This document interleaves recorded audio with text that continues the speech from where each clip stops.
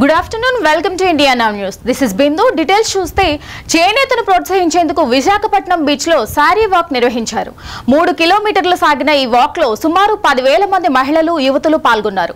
The spirit of Vizag society ఆధ్వర్యంలో జరిగిన కార్యక్రమానికి హోంమంత్రి అనిత ముఖ్య అతిథిగా హాజరయ్యారు. ఈ కార్యక్రమంలో మహిళలు, యువతులు వివిధ సాంప్రదాయ వస్త్రాలను ధరించి సందడి చేశారు. చీరలో అమ్మతనం ఉంటుందని, ఇది అనాదిగా ఉన్న భారతీయ సాంప్రదాయమని మంత్రి అనిత అన్నారు. భారతదేశం అంటే మదిలో మెదిలేది చీరకట్టు అని గుర్తు చేశారు. చేనేత కార్మికులు ఇప్పటికీ చాలా ఇబ్బందులు పడుతున్నారని తెలియజేశారు. ఎంతో కష్టపడి వస్త్రాలు చేస్తున్న చేనేత కార్మికులకు కాపాడుకోవాలని, వారికి అండగా నిలబడాలని కోరారు. అనంతరం నిర్వాహకులకు మంత్రి అనిత ప్రత్యేక అభినందనలు తెలిపి మహిళలకు జ్ఞాపికలు అందజేశారు.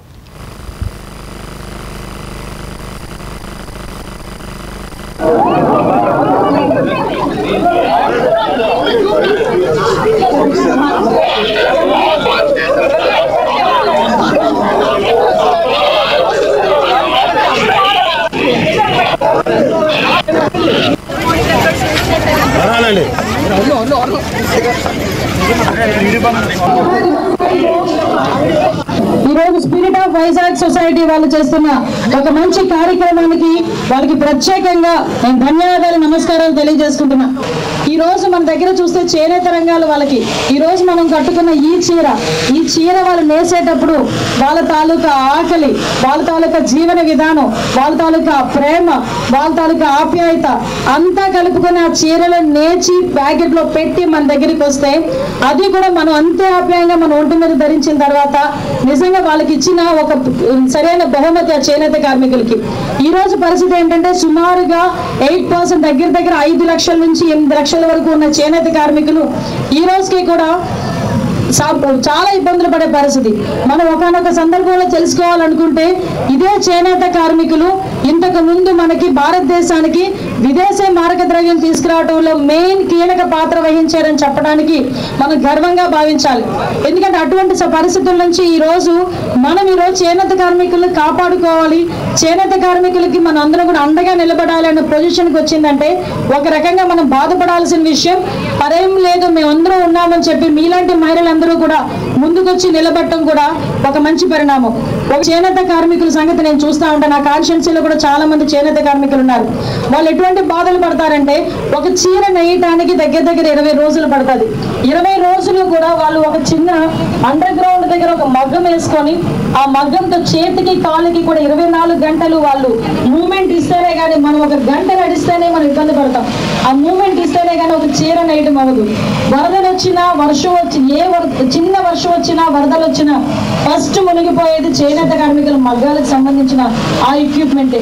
అటువంటి పరిస్థితుల నుంచి కోవిడ్ లాంటి విపత్కరమైన పరిస్థితుల్లో కూడా వాళ్ళు తట్టుకొని నిలబడి ఈ రోజు మనందరికీ కూడా ఒక సాంప్రదాయాన్ని గౌరవించడమే కాకుండా ఇది భారతదేశ సాంప్రదాయం అని ఎన్ని ఇబ్బందులు ఎదుర్కొన్నా కూడా ముందుకు తీసుకెళ్ళారు.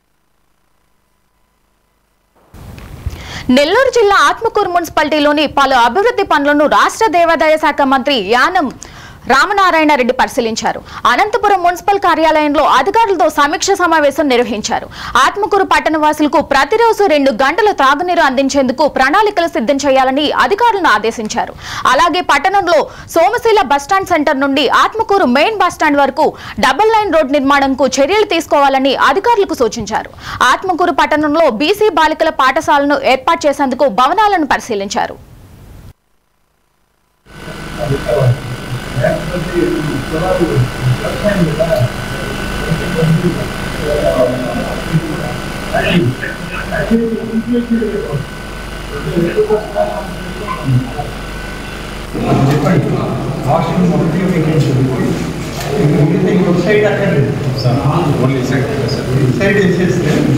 ఎన్ని చైర్లు బట్టి అన్ని ఆఫీసర్స్, సెకండ్ లెవెల్ ఆఫీసర్స్ ఉన్న వాళ్ళందరూ కూర్చుంటారు. ఈ ఆత్మకూరు మున్సిపాలిటీలో సజావుగా త్రాగునీటి సమస్య లేకుండా రాబోయేటువంటి మరొక 15-20 సంవత్సరాల కాలం ఆత్మకూరు ప్రజలకి దాహార్తి తీర్చడానికి ఇవాళ నేను ప్రయత్నం చేస్తున్నా. మా మంత్రి నారాయణ గారు కానీ, పబ్లిక్ హెల్త్ అధికారులు కానీ, మన ఆర్డీఓ గారు కానీ మున్సిపల్ చైర్పర్సన్ వారితో ఉన్న కౌన్సిలర్లు అందరూ కూడా. అయితే ఇదంతా ఒక రోజులో నువ్వు సమస్యను పరిష్కరిస్తావంటే ఒక రోజులో పరిష్కరించలేను, కానీ సమస్యని ఒక మంచి ఆలోచనతో ఇప్పుడు ఉన్న ఇబ్బందిని తగ్గించే ప్రయత్నం మాత్రం చేస్తాం. అలాగే ఇవాళ అమృత్ 2 అనేటువంటి పథకం కింద 9.4 కోట్ల రూపాయలు మంజూరు చేశారు. ఈ 9.4 కోట్ల రూపాయలను పెట్టి కొత్తగా కొన్ని జిఎల్ఎస్ఆర్లు, దీనికి కావాల్సినటువంటి ఓహెచ్ఎస్ఆర్లు ఇవన్నీ కూడా కొత్తవి ఏర్పాటు చేశాక దానికి నీటి విడుదల చేసిన తర్వాత ఖచ్చితంగా ప్రతిరోజు ఆత్మకూరు పట్టణంలో 2 గంటల పాటు మున్సిపల్ వాటర్ సప్లై చేయడానికి మరొక 6 మాసాలు 7 మాసాల్లో పనులు చేపట్టి పూర్తి చేస్తామని చెప్పి ఈ సందర్భంగా అనకాపల్లి ఎంపీ సీఎం రమేష్ తన క్యాంపు కార్యాలయంలో ప్రెస్ మీట్ నిర్వహించారు. ఈ సందర్భంగా ఎస్సీ వర్గీకరణపై సుప్రీంకోర్టు తీర్పును స్వాగతిస్తున్నట్లు సీఎం రమేష్ తెలిపారు. అనంతపురం, అనకాపల్లిలోని వివిధ అభివృద్ధి పనులపై మీడియాకు వివరించారు. అనకాపల్లి నియోజకవర్గ అభివృద్ధికి కృషి చేస్తానని సీఎం రమేష్ హామీ ఇచ్చారు.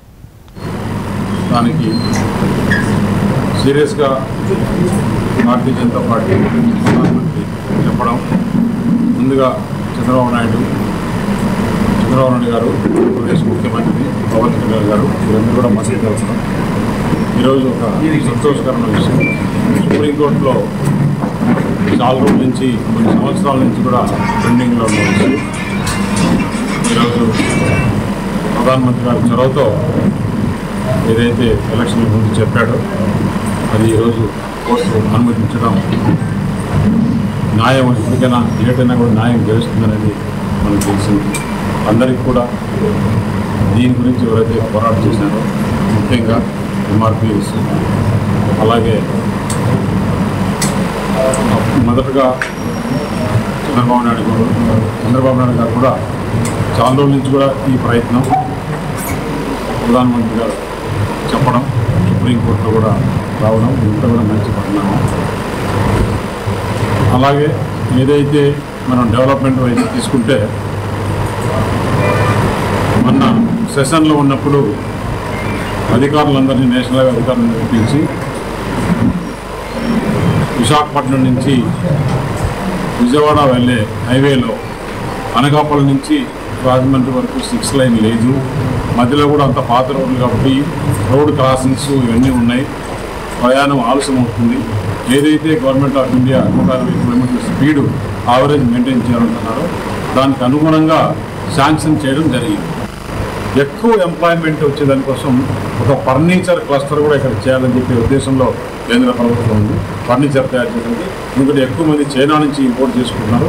ఆ ఇంపోర్ట్ను అక్కడ ఆపినట్లు అవుతుంది. ఇక్కడ మన ప్రజలకి ఎంప్లాయ్మెంట్ వచ్చే విధంగా ఒక ఫర్నిచర్ క్లస్టర్ కూడా చేయాలని చెప్పేసి, ఎందుకంటే చైనాలో ఒక ప్రాంతం అయితే ఓన్లీ ఫర్నిచరే తయారు చేస్తారు. అలాగా ఇక్కడ ఈ అనకాపల్లి పార్లమెంట్లో కూడా ఉమెన్కి, మెన్కి, ఎక్కువ యువతకి ఉద్యోగాలు వచ్చే అవకాశం చూసేదాని కోసం విశాఖ నగరంలో జూలై నెలకు సంబంధించి ఆస్తి నేరాల రికవరీ మేళా నిర్వహించారు.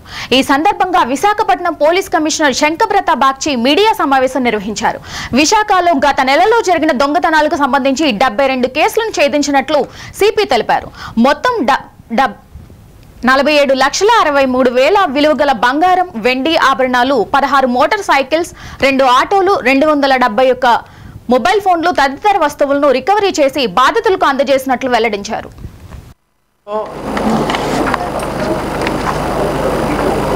37,715 రూపాయల విలువైన ప్రాపర్టీ రికవర్ చేస్తే ఈ లాస్ట్ 1 మంత్లో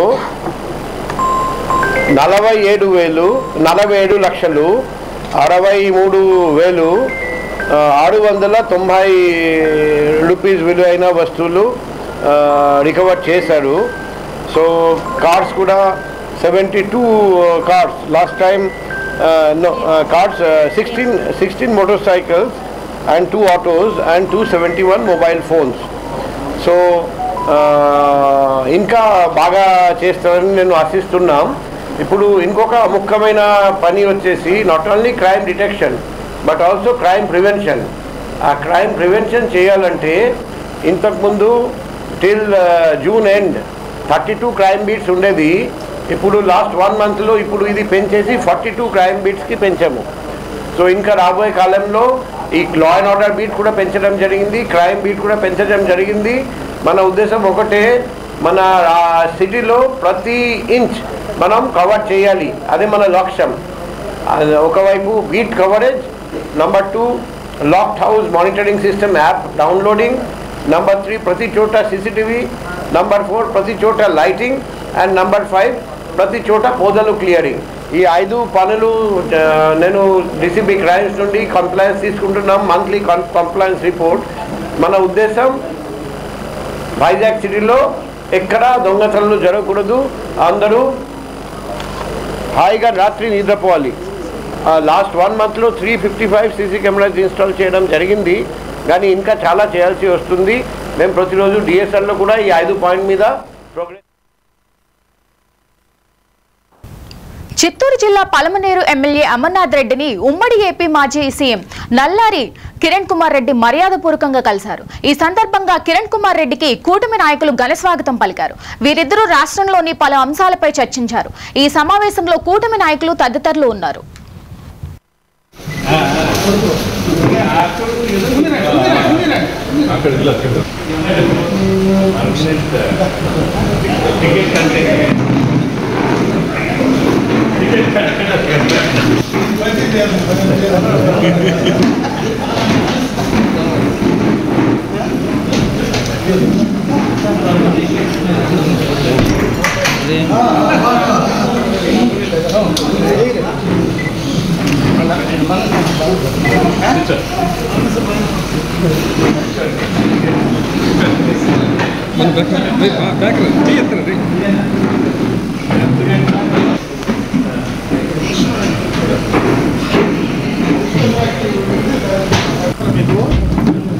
ఈరోజు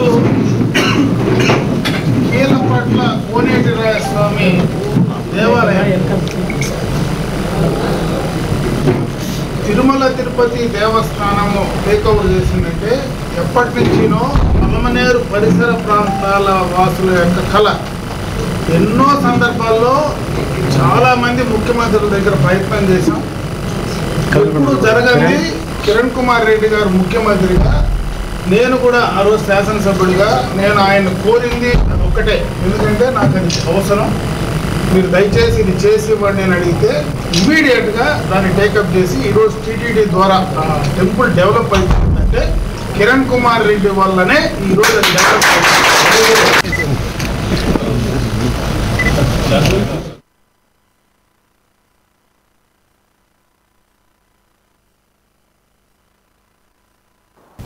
చిత్తూరు నగరంలోని చౌడేశ్వరి అమ్మవారి ఆలయంలో చాడేశ్వరమ్మ జయంతి ఉత్సవాన్ని అంగరంగ వైభవంగా జరిగాయి.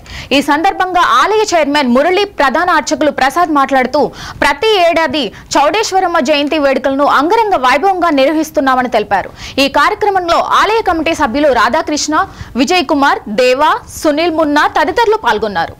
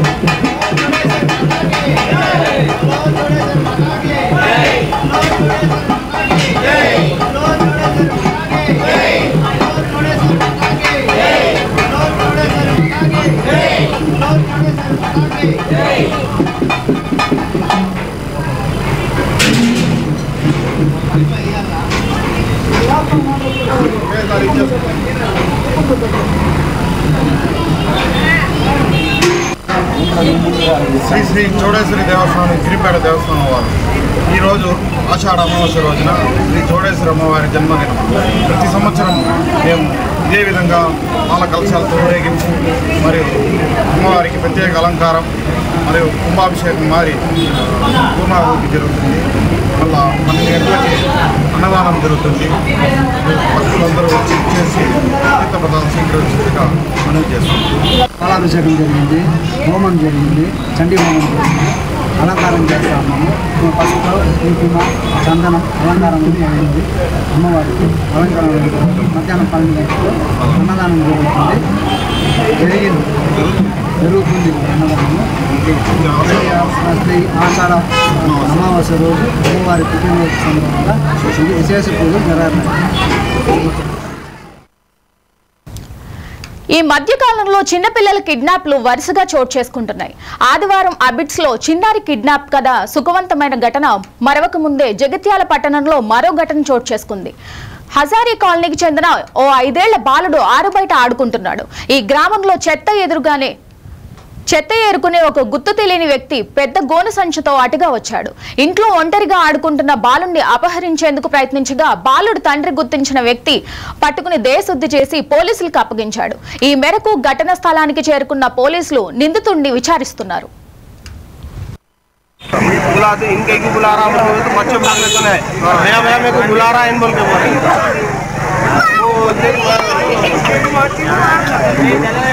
क्या हुआ बोल के बच्चों को बोला, बोले तो बाजार तो भैया इन मेरे को बुला रहे तो हम लोग तुम्हारे पास आए बोले घर में डायरेक्ट गुजारा